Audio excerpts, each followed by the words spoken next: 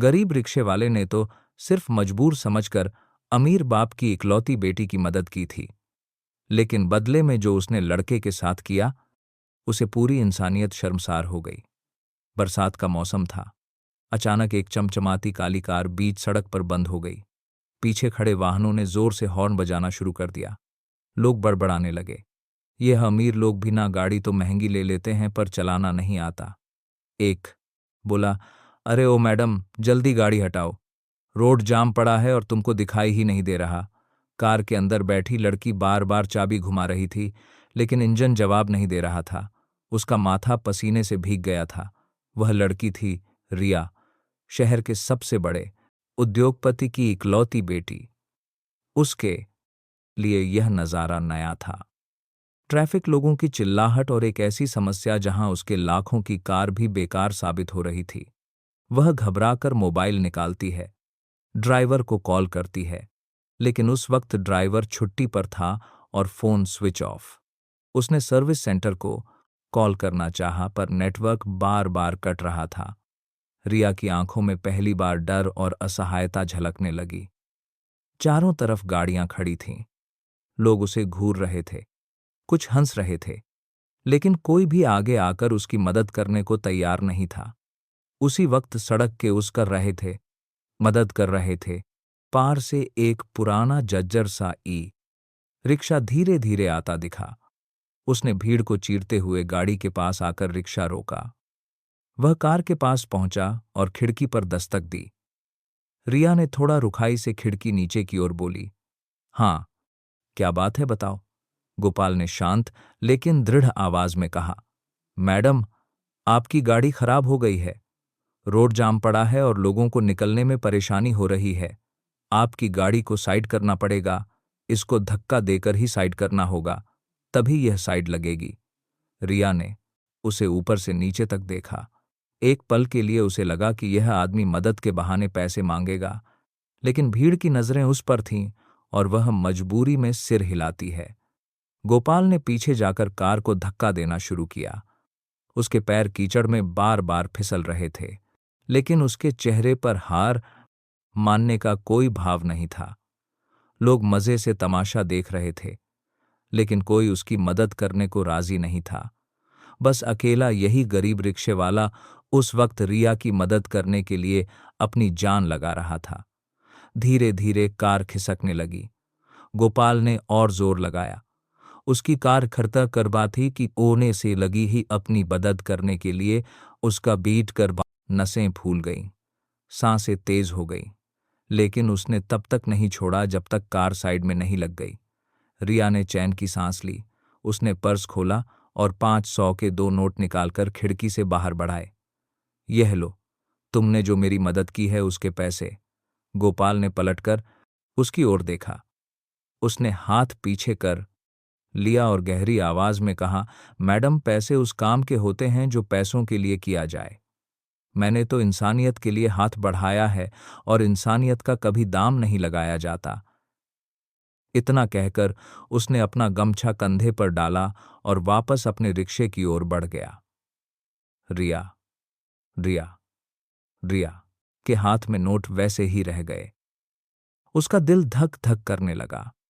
उसने पहली बार महसूस किया कि इस शहर की भीड़ में कोई ऐसा भी है जिसे पैसे से खरीदा नहीं जा सकता। वह खिड़की से बाहर झांकती रही, बारिश में भीगते जाते हुए उस आदमी को वैसे ही देखती रही। उसके शब्द, उसकी इंसानियत और उसकी खुददारी सब उसकी स्मृतियों में गहराई तक उतर गई। भीड़ छूट गई, ट्रैफिक फिर चल पड़ा, लेकिन रिया का मन वहीं अटक गया।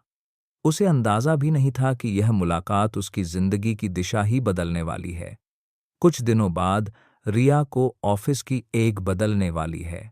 एक अर्जेंट मीटिंग में जाना था, जिसमें लेट होने का मतलब था कंपनी के बड़े क्लाइंट्स का भरोसा टूटना, करोड़ों की डील का हाथ से निकल जाना और उसके पिता की साख पर सवाल खड़े होना।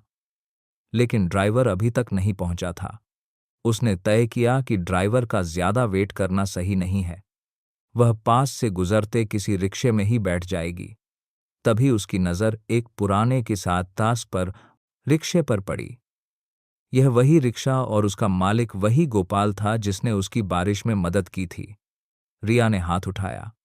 गोपाल ने तुरंत रिक्शा रोका और झुककर बोला, बैठिए मैडम।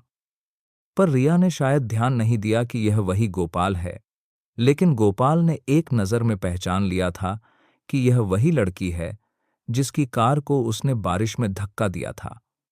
रिया बिना कुछ कहे रिक्शे में बैठ गई। उसके हाथ में एक बड़ा सा चमड़े का बैग था जिसमें कंपनी की महत्वपूर्ण फाइलें और पेमेंट वाउचर रखे थे। यह बैग उसके पिता ने खुद उसे सौंपा था। उनके शब्द अब भी कानों में गूंज रहे थे। रिया, इसमें बहुत इंपॉर्टेंट फाइल्स और लाखों का हिसाब है। इसे सुरक्षित पहुंचाना है, कोई भी गलती नहीं होनी चाहिए। रिक्शा धीरे धीरे चल पड़ा। रिया मोबाइल में मीटिंग के नोट्स देख रही थी और कभी-कभी घड़ी पर नजर डाल रही थी। ऑफिस पहुंचने पर वहां जल्दी में उतरी, पर्स से पैसे निकाले और आगे बढ़ गई।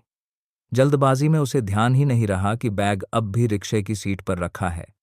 गोपाल ने भी बैग का ध्यान नहीं दिया और रिक्शा आगे बढ़ा दिया।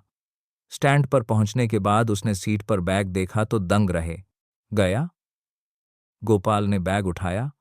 बैग बहुत भारी था। पसीने की एक बूंद उसके माथे से गिरकर बैग पर टपकी। उसने सोचा यह तो बहुत कीमती लगता है। उसने यह बैग वापस करने की सोची और वापस अपना रिक्शा उसी कंपनी की तरफ मोड़ दिया जहां रिया उतरी थी। लेकिन अब तक बहुत देर हो चुकी थी और रिया तब तक ऑफिस के अंदर जा चुकी थी।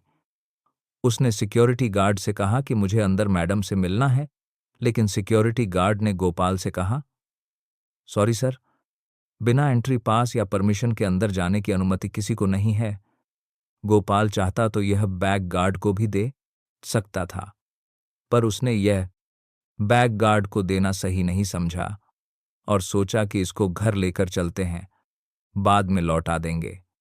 घर लौटते वक्त उसने बैग को अपने ही पास रखा। रास्ते में कई बार उसका मन हुआ कि खोल कर देखें, लेकिन हर बार उसके दिल से आवाज आई, यह मेरा नहीं है, दूसरों की चीज छूना भी पाप है। शाम को जब वह घर पहुंचा तो माँ और बहन सुनीता वहीं बैठी थी। सुनीता ने बैग देखते ही पूछा, भैया यह कहाँ से आया, किसका है? यह गोपाल ने जवाब दिया, एक सवारी भूल गई। माँ ने धीमी आवाज में कहा, बेटे इसको खोल के देख लो, क्या पता इसमें पैसे हो। तेरी बहन की शादी भी नजदीक है, थोड़ा सहारा लग जाएगा। बहन सुनीता की आंखों में भी उम्मीद की चमक थी। भैया अगर इसमें पैसे हुए तो हमारी सारी परेशानी दूर हो जाएगी। मंडप, कैटर, सबका हिसाब हो जाएगा। गोपाल की नजर बहन के मासूम चेहरे पर गई। उसका दिल कांप उठा। पल भर के लिए उसका मन भी डगमगाया, लेकिन अगले ही पल उसने बैग अपनी छाती से लगा लिया और बोला, सुनीता तेरी शादी बेईमानी के पैसों से नहीं होगी। अगर मुझे दिन रात रिक्शा चलाना पड़े तो चलाऊंगा, लेकिन दूसरों का हक छीनकर तुझे दुल्हन नहीं बनाऊंगा। बहन चाहे कुछ भी हो जाए। अरे कोई नहीं देख रहा तो कम से कम ऊपर वाला तो देख रहा है बहन, ऐसे किसी के पैसे पर नियत डोला ना, यह मेरी खुददारी के खिलाफ है। इतना सुनते ही सुनीता और उसकी माँ का मुंह शर्म से नीचे हो गया। उनके उतरे चेहरे देखकर गोपाल को भी बहुत अजीब लगा। उसने मन ही मन कहा, माँ और सुनीता भी अपनी जगह ठीक, जब पैसा पास में ना हो तो बड़ी दूर दूर की दिखाई देने लगती है। लेकिन अगर आज मैं माँ और बहन की बात मान लेता हूं तो इन पैसों के लालच में आकर जो मैं अपनी आत्मा पर दाग लगाऊंगा, शायद ही उसको कभी मिटा पाऊं। अगली सुबह उसने बैग उठाया और सीधे उसी बड़ी कंपनी के ऑफिस पहुंचा जहां से कल रिया को बैठाया था। रिसेप्शन पर खड़े आदमी ने गोपाल को ऊपर से नीचे तक देखा। क्या चाहिए, उसने तिरस्कार भरे स्वर में पूछा। गोपाल ने बैग आगे बढ़ाते हुए कहा, कल आपकी मैडम यह बैग रिक्शे में भूल गई थी। यह उन्हीं का है, मैं इसे लौटाने आया हूं। रिसेप्शनिस्ट चौंक गया। उसने बैग खोला। अंदर इंपॉर्टेंट फाइलें और पैसे थे। इतनी बड़ी रकम और कागजात, और यह आदमी बिना कुछ करे इसको वापस करने आया है। उसने रजिस्टर निकाला। नाम लिखो, पहचान के लिए। गोपाल ने कांपते हाथों से अपना नाम लिखा, गोपाल रिक्शा ड्राइवर। थोड़ी देर बाद जब रिया ऑफिस पहुंची और रिसेप्शन पर बैग देखा तो वह एकदम सन्न रह गई। यह बैग कहाँ से आया, उसने हड़बड़ाकर पूछा। रिसेप्शनिस्ट बोला, मैडम, एक रिक्शा ड्राइवर लेकर आया था। उसने कहा। आप भूल गई थी। रिया ने थोड़ी देर सोचा, फिर उसने रजिस्टर पलटा और गोपाल का नाम पढ़ा। कुछ पल के लिए वह ठिठक गई। उसे याद आया बारिश का वह दिन जब वही आदमी बिना कुछ लिए उसकी मदद करके 50 आदमियों में उसकी इज्जत बचाई थी, और आज लाखों का बैग भी उसने बिना खोले लौटा दिया। उसके दिल से आवाज निकली, पापा हमेशा कहते थे गरीब भरोसे लायक नहीं होते। लेकिन गोपाल ने एक पल में पापा की सारी कहावतों पर पानी फेर दिया। अगले दिन सुबह का आसमान धुंधला था। हल्की ठंडी हवा गलियों से होकर गुजर रही थी, लेकिन गोपाल के दिल पर एक अजीब सा बोझ था। रात भर नींद उसकी आंखों से कोसों दूर थी। मां की बीमारी, बहन सुनीता की चिंतित निगाहें और शादी की तारीख का नजदीक आना, सब मिलकर उसे भीतर से तोड़ रहे थे। सुनीता आंगन में बैठी थी। उसके हाथों में शादी के कार्ड थे। उसने धीरे से कहा, भैया, पंडित जी ने 21 दिन बाद की तारीख निकाली है। मंडप वाले ने कहा, है एडवांस दो वरना बुकिंग कैंसिल कर देंगे। कैटर भी एडवांस पैसे मांग रहा है। भैया बताओ, अब हम क्या करें? जब आपने मेरा रिश्ता किया था तो ऊपर वाले की दुआ से पैसों का पूरा इंतजाम था, लेकिन पता नहीं उसे क्या मंजूर था कि मम्मी की बीमारी भी ऐसे टाइम हुई कि जितने पैसे थे सब लग गए। अब हमारी स्थिति और भी बुरी हो गई है। ना हम सही से शादी कर सकते हैं और ना रिश्ता छोड़ सकते हैं। अगर ऐसा कुछ हुआ भी तो यह लोग हमें ताने दे देकर ही मार डालेंगे। गोपाल ने उसकी ओर देखा और कहा, सुनीता, मैं तेरी शादी किसी भी हाल में उसी तारीख पर कराऊंगा, चाहे मुझे दिन रात मेहनत क्यों ना करनी पड़े, चाहे मेरी जान ही क्यों ना निकल जाए, लेकिन तुझे समाज के सामने झुकने नहीं दूंगा। मां ने खांसते हुए कहा, बेटा, रिश्तेदारों से पूछ लें, शायद कोई मदद कर दे। गोपाल ने कड़वी की बात को हंसी हंसी। मां कल ही चाचा के पास गया था। बोले, हमारे अपने ही खर्चे पूरे नहीं हो रहे, भाई तुम्हारे लिए क्या करें?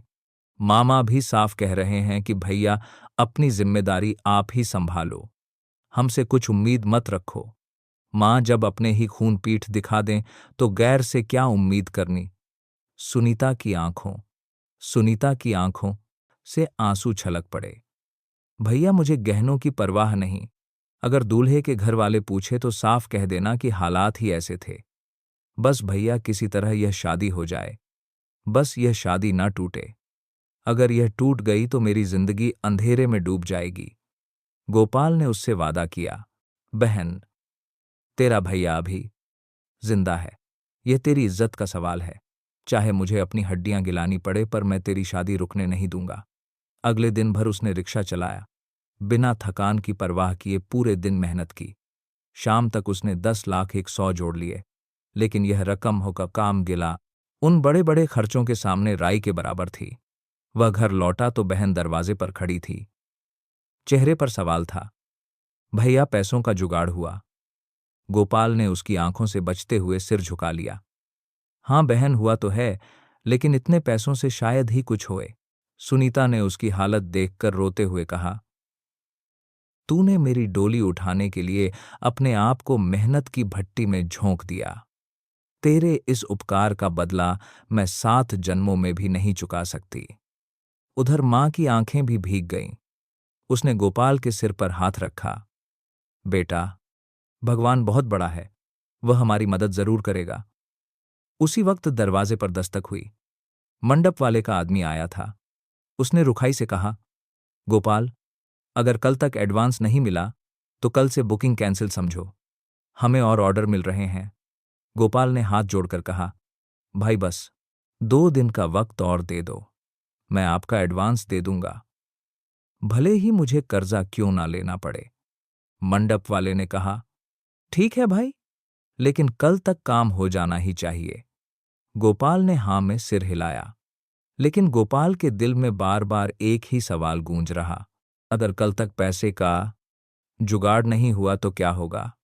उस रात गोपाल मंदिर के सामने दीपक जलाकर बैठा, हाथ जोड़कर बोला, हे भगवान, मेरी बहन की इज्जत दांव पर है, तुझसे कभी कुछ नहीं मांगा, पर आज तेरे आगे सिर झुकाता हूं।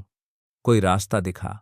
उसके आंसू जमीन पर गिर रहे थे और दीपक की लौ एकदम चमक उठी, जैसे भगवान ने उसकी पुकार सुन ली हो। अगले दिन रिया अपनी कार में बैठी ऑफिस की ओर जा रही थी। ट्रैफिक थोड़ा धीमा था। उसने खिड़की से बाहर झांका तो सड़क किनारे वहीं गोपाल का रिक्शा देखा। वह सिर झुकाए बैठा था, जैसे पूरी दुनिया का बोझ उसके कंधों पर हो। रिया ने ड्राइवर से कहा, गाड़ी थोड़ी धीमी करो। कार धीमी होते ही उसने देखा, पास ही दो आदमी आपस में खड़े बातें कर रहे थे। पहला बोला, सुना है गोपाल की बहन की शादी है, कुछ ही दिनों में मंडप वाले ने कह दिया है कि एडवांस नहीं मिला तो बुकिंग कैंसिल। दूसरा बोला, हाँ भाई सही कह रहे हो, और कैटर भी पैसा मांग रहा है। रिश्तेदारों ने भी हाथ खड़े कर दिए। अब वह बेचारा करेगा क्या। एक तो पहले ही उसने मां की बीमारी में इतना पैसा लगा दिया, और ऊपर से यह शादी साथ ही अकेले कमाने वाला है। ना कोई सहारा, ना कोई जमीन जायदाद जो बेचकर शादी कर दे। रिया के कान खड़े हो गए। उसकी नजर फिर गोपाल पर गई। वही आदमी जिसने बिना कुछ लिए बारिश में उसकी मदद की थी, वही जिसने लाखों का बैग लौटा दिया था, आज बेबस, लाचार और टूटा हुआ बैठा था। उसका दिल कसक उठा। तो यह असली वजह, इसीलिए आज गोपाल इतना टूटा हुआ है। उसने ड्राइवर से गाड़ी साइड में लगाने को कहा और तुरंत अपने मोबाइल पर कॉन्टैक्ट लिस्ट खोली। खुद से कहा, अगर इस इंसान की मदद मैंने नहीं की तो फिर इंसानियत शब्द का कोई मतलब नहीं। उसने अपने मैनेजर से कैटर और ज्वेलर के नंबर निकालने को कहा। थोड़ी देर बाद मैनेजर ने मैडम को नंबर भेजे। नंबर मिलते ही रिया ने तुरंत फोन उठाया। उसने सबसे पहले हॉल मैनेजर को कॉल किया। गोपाल नाम के आदमी की, गोपाल नाम के आदमी की, गोपाल नाम के आदमी की बताया, बुकिंग है आपके यहाँ जिसकी बहन की शादी है। मैनेजर ने कहा, हाँ मैडम है, लेकिन उनका अभी तक एडवांस पेमेंट नहीं आया है, अभी बुकिंग फाइनल नहीं हुई है। रिया बोली, मैं आपको पूरी पेमेंट भेज रही हूं, बुकिंग फाइनल कर दो। मैनेजर को पेमेंट मिलते ही उसने पूरी पर से बुकिंग फाइनल कर दी। फिर उसने कैटर से कहा, गोपाल नाम के आदमी की बुकिंग है आपके यहाँ जिसकी बहन की शादी है, उसकी बुकिंग किसी भी हालत में कैंसिल नहीं होनी चाहिए। जितना भी पैसा चाहिए अभी ट्रांसफर कर रही हूं। और रिया ने उसको भी पूरी पेमेंट कर दी। उसके बाद ज्वेलर को पेमेंट किया ताकि मंगलसूत्र, अंगूठी और बाकी सामान समय पर मिल सके। हर बार उसने एक ही बात दोहराई, गोपाल को मत बताना कि किसने पेमेंट किया, बस इतना कहना कि पैसे आ गए हैं। अगली सुबह गोपाल के घर मंडप वाला खुद आया। गोपाल भाई, आपकी बुकिंग पक्की हो गई है, एडवांस आ गया है, चिंता मत करो। फिर कैटर का आदमी आया, ऑर्डर कैंसिल नहीं होगा, पैसे मिल गए हैं, हम तय तारीख पर आ जाएंगे। गोपाल की आंखें फटी की फटी रह गईं। मां और बहन हैरान रह गई। सुनीता ने कहा, भैया यह सब कैसे हुआ, किसने हमारी मदद की। गोपाल ने भगवान की मूर्ति की ओर देखा और हाथ जोड़ लिए, यह किसी देवता का काम है बहन, जिसने भी किया उसने हमारी इज्जत बचा ली। फिर शादी का दिन आया और सभी रस्में पूरी हुई। गोपाल ने बहन का हाथ पकड़कर विदाई की। उसकी आंखों से आंसू बहते रहे, लेकिन दिल में गर्व था कि उसने अपनी बहन की शादी इज्जत से कराई। भीड़ में दूर खड़ी रिया भी यह सब देख रही थी। शादी पूरी होने के बाद उसने अपने पिता को सब बताया। पापा, यही वह रिक्शे वाला है जिसने हमारा इंपॉर्टेंट फाइल्स और पैसे से भरा बैग लौटाया था। अगर वह चाहता तो लाखों रख सकता था। हमारी कंपनी की पिता को कंपनी की एक स्पेयर करके बारे की बाद डिटेल्स लीक कर सकता था, लेकिन उसने ऐसा नहीं किया। पिता ने गंभीर स्वर में कहा, रिया, तुम जानती हो मैं ऐसे लोगों पर भरोसा नहीं करता था, लेकिन इसकी ईमानदारी ने मेरी सोच को मिट्टी में मिला दिया। फिर पिता कुछ देर चुप रहे और धीरे से बोले, गोपाल को ऑफिस बुलाओ। रिया ने गोपाल को बुलाया। रिया के पिता ने गोपाल से कहा, आज से तुम सिर्फ रिक्शे वाले नहीं रहोगे, हमारी कंपनी की लॉजिस्टिक्स यूनिट में काम करोगे। तुम्हें पक्की नौकरी मिलेगी, सुविधाएं मिलेंगी और सबसे बड़ी बात, तुम्हें इज्जत मिलेगी। गोपाल की आंखें भर आईं।